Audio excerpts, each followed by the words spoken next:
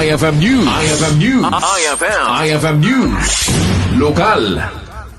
Nagbalaag ni Police Major Lester L. Dabay iti Pagudpud Municipal Police Station kadagiti amin ang motorista nga agananad.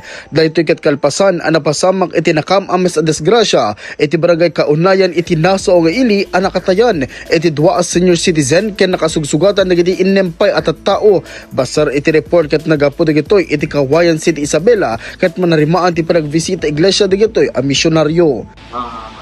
Sir, yung silindi po natin sir, nangyari doon sa sir, sa barangay Kaunayan sir. And then, nangyari ito kahapon sir, about 3:30 PM sir. And then, accordingly, doon sa driver sir, naligtas naman sa incident is na-lose control sa motorbike niya sir. Kasi actually, yung tasada na yun is pababa.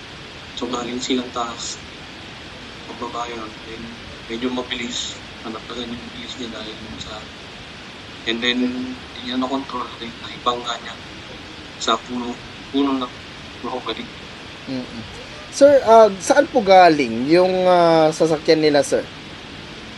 Bali po sir is galing silang Isabela, sa Kawayan, Isabela.